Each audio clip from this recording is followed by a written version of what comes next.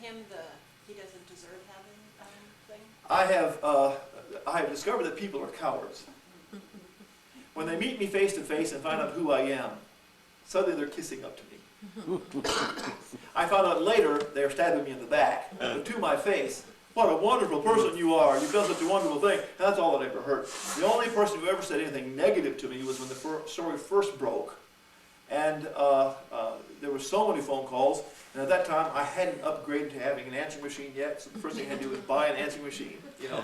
And someone had left a message on the machine that basically called into question my good judgment. I assumed that's what they meant. All they said was, you are a, and he mentioned a body part. And it was an insulting sort of thing, which I assumed meant, you idiot. That's what I assumed it was. And that's the only thing anyone's ever said to me, or where they left a message. Otherwise, everyone I've ever met, everyone I've ever talked to about the subject has always said, what a wonderful thing you've done. And I'm talking about not only members of the church, I'm talking about Catholics and Baptists, I'm talking about Pentecostals, I'm talking about Lutherans, I'm talking about people in Russia, people in Australia, people in England, people all across the nation and all around the world who've talked to me about the story. Everyone responds in the same way. I was afraid when the story first broke that people would be confused because they wouldn't understand what baptism is all about. And I discovered, they understand what baptism is all about. They sometimes don't act like they do, but they all know what baptism is all about. And so everyone was generally praising me personally to the whole thing. But I would hear behind the scenes stories of people undercutting it or maybe saying something like that. And it's kind of funny. I had to pick a couple up one time driving to the airport. There's just a couple that called up and said, you know, drive us to the airport. So I'm driving to the airport. And we get talking about the Jeffrey Dahmer story. And when the story first comes up, the guy describes him as that dirty, rotten, whoever did that. Well, I'm the one that did that. Well, that was a wonderful thing you did. It's amazing how they just had to chew on their foot, pulling it out of their mouth. But that's just the way it's always been. People either are cowards or they, to me anyway, when they find out that I'm the one, they change their attitude very quickly. Yes? How did he die? I'll get into that later on, but I don't mind answering it right now. He was killed by another inmate. They were three of them put on a cleaning detail to clean the bathrooms. And the inmate who killed him took a metal bar from a weightlifting set that you could remove and came up behind him and smashed him in the head several times while he was cleaning in the toilet, and then killed another man also. He killed two people. There's a great deal of speculation as to why that happened too, and I'll get more into that when I get to the death of Jeffrey Dahmer. And of course the correct answer is there, again, we don't know. But there's an interesting irony. That guy's name was Christopher Scarver. A couple of years ago, I got a call from John Wright, who is a minister of the Church of Christ in either Racine or Kenosha. Kenosha, I think, maybe it's Kenosha. He's a black minister. I think it's Kenosha. And he was talking to me because he was ministering to Christopher Scarver. And I had ministered to Jeffrey Dahmer. So it's interesting how these stories get, God is at work, doing wonderful things. And sometimes we just can't imagine it. How could that man who had killed someone else turn to God? Well, how could Jeffrey Dahmer turn to God? I'll talk about that tomorrow then. Yes? Actually, I want to point something out to Jan here real quick, and then I have a question for you. The other inmate that was killed that same day as Jeff Dahmer, his name was Terry Anderson. He was Terry Anderson, if I remember the name. Jesse Anderson. Jesse Anderson, thank you. He was the gentleman convicted of killing his wife at the TGI Fridays right next to Northridge, if you remember that story. And he had said two black men had done it, and turned out that they decided it was him. And that opened the story to the idea that maybe Christopher Scarver was killing Jeff and this fellow for racial reasons. And of course, the trouble with that is that only about a third of the victims of Jeff were black. He was really multicolored in his victims, and so it doesn't really fit unless he was just angry. But again, there's no good answer as to why. But yeah, there's a little bit of interesting information as to who the other person was. The question I had for you, I've worked down in Milwaukee. In fact, I work within a mile of the Northtown Church. But in discussing you coming in and talking to us this weekend, I was talking with another lady who happens to be a preacher's wife. Yeah, her husband is a Baptist preacher at a street church right on State Street it's within a couple of blocks of where the Oxford is. And she had said that this is still something they're healing from in that area, even though it's been 15 years now. It'll be 15 years, 15 years ago that this was all going on. Have you taken your message down into that area, right where he was doing these obviously atrocious acts? Because that was a comment she had back to me, that there's still a lot of hate and not understanding how he could become a Christian from that community right around that area. No, I haven't, because I just didn't know where the community was. I'd be glad to do that. Part of our problem is my ignorance, is not knowing who's out there and who would like to hear the story and so forth. There is a story, which I'll tell when we get to the memorial, involving one of the sisters, two of the sisters of one of the victims, who came to the memorial service, and who was healed to some degree of some of this when they finally heard the story. And so I think it would do some wonderful good.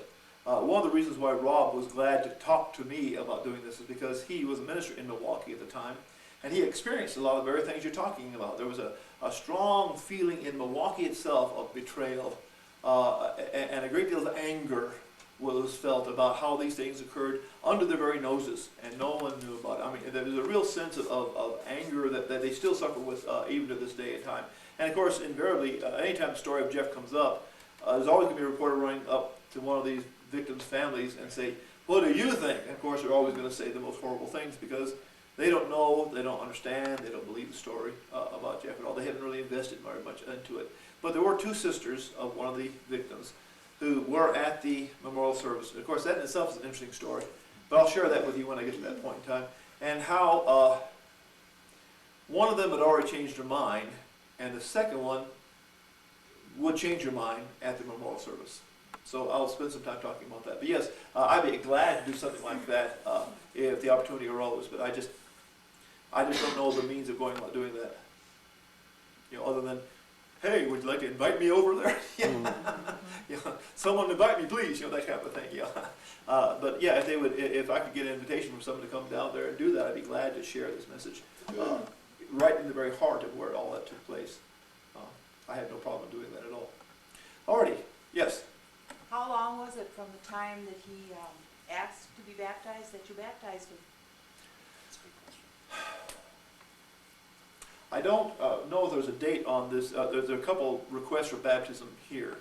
The process that occurred was he was interviewed by Stone Phillips of NBC's Dateline, NBC. And Stone Phillips spent a great deal of time pressing him as to why he committed the crimes. And he really got into the urges and so forth. Two people were watching that program. One was a prison minister down in Crescent, Oklahoma, named Calvin Booth. Booth. I'm sure his name is Calvin. Booth is his last name, like John Wilkes Booth. And the other was Mary Mott in Alexandria, Virginia. I don't know if Calvin doesn't sound right, but Calvin had been a prisoner himself. And many, I've discovered, in our prison ministries across the nation began as prisoners themselves. And then when they got out of prison, they began to come back and minister to the prisoners themselves. So it's kind of a beautiful story how that goes. So he was one there, and he had seen it, and he sent Jeffrey Dahmer a Bible and a correspondence course. And 1 week later, Mary Mott, who was working in World Bible School, had also seen it, and she sent him a Bible and a Bible correspondence course as well, too. When I first heard about these people, the first person I heard about was Mary Mott. I would hear about the other fella a little bit later on, and I'd have to change my story. But the initial story I got was that Mary Mott was the one that had sent him the material in the first place. He read the material and then responded to the material and wrote back to both, "Please baptize me. Please find someone to baptize me." Well, she's in Virginia and he's in Oklahoma. Neither one's in Wisconsin. They don't know Sheboygan from Madison, from Waupun, from they don't know anything, Wisconsin geography. So she doesn't know how to contact anyone. He's calling everyone he can think of in a directory, and he finally reaches Rob McGray in Milwaukee. And of course, when he tells the story, he makes it sound like no one was willing to do it until Roy Ratcliffe came along. And I just basically denied that. I know the men in Wisconsin. All of them would have been glad to do this. There's none of them that would have responded the way he anticipates their response. But that's his part of the story anyway. But he kind of got hold of Rob, and Rob believes that he was probably the first human voice he actually contacted. And Rob said, I'll let someone else do it. And which he interpreted as, you dirty coward, you don't want to do this. That's kind of what he was doing. But basically, he was responding to Jeff's request. I got the call on April the 6th. I called the prison the next day on April the 7th. And by the time I was able to set up a meeting, it took about 3 weeks, because the prison doesn't let you just walk in. We got to check, what's your birth date and what's your social security number, and what's your mother's maiden name, and all this kind of stuff you got to put up with, before they're going to clear you as that you're really what you say you are, So I finally got to come in and meet him on. It was about 3 weeks later. I can't remember the exact date offhand. And finally, the baptism was arranged. Of course, getting the baptism arranged was something else too, because I had to explain to the minister, who was a Lutheran minister, that we're talking about a full body immersion. Now I'll get more into that when we get to why that's important. But a full body immersion, we're not talking about a little sprinkling on the face or something like this. And so he was baptized on May the 10th of 1994. So from the time I heard about it until the time he was baptized was a little over a month. And I don't know how long from the time he first sent out the request until I heard about it. But I assume probably not terribly long. Did you study with him during that time too? No, I first met him, and the first question was, why do you want to be baptized? And he said, well, here's why I want to be baptized. And he'd already read a book by Thomas Warren, and he'd already received a lot of information from Garland Elkins, and he was able to quote me the passages that I recognized. If someone's trying to convince me about why you need to be baptized, certain passages, I would know automatically. And he's quoting these passages to me, so it was very clear he had studied. He understood what it was all about. And so when I asked him, why do you want to be baptized, his first answer was, well, I used to think it was an optional thing. It wasn't necessary, but I've become convicted in my heart that this is something I must do for my sins. And it doesn't take long for me to be convinced. So I was convinced in a very short time. So then it was a matter of, let me talk to the chaplain and see how we're going to work this out. So in a very short time, I understood what he was talking about. Well, I know what I was going to mention. Another thing, there was a third thing I mentioned to him on our first meeting. No, I think this occurred after the baptism is what it was. Yes, I was explaining to him why I wanted to meet with him every week. And I had seen the Stone Phillips interview also. So I spent some time in Ephesians 1 with him, which talks about the power of God that's available. And that's what I was addressing. I said, I would like to give you the power of God to live the Christian life. And he said, I've got no power. This sounds great to me. And I was talking a little bit about that earlier. But he finally concluded that he had no power to resist anything. Thank God, God gives you the power to resist. Alrighty, well, you want to keep going? I can go all night myself. Yes? This is a comment, I don't know if it's kind of interesting to me. I still do, I teach adults English as a second language. And about this time, I had a lot of new immigrants who had been in Laos and had been living in Thailand refugee camps. And we got into a discussion of what were your feelings about coming to the United States. And one feeling a lot of them expressed was fear, because it was all over the refugee camps that in America they eat people. Have you traveled, have you spoken abroad, I guess? And I'm wondering if other countries, other people have been as affected. I mean, this story, for people who believe in spirits and things like that, there were also stories in the refugee camp that in America people could fly because people had seen Superman and didn't understand the concept of special effects and things like that. So. Now, I've never left the domains of the United States yet. I've tried a couple times, but never have gotten out yet. But I'd be glad to. But I have talked on the phone to people from all around the world. It's amazing what people they can do. So that's why I know that this story affects everyone all the way around the world and so forth. And I'd be glad to travel, and maybe someday when the book is published, I may be invited to travel. But at this point in time, I've never been able to get out of the United States just yet.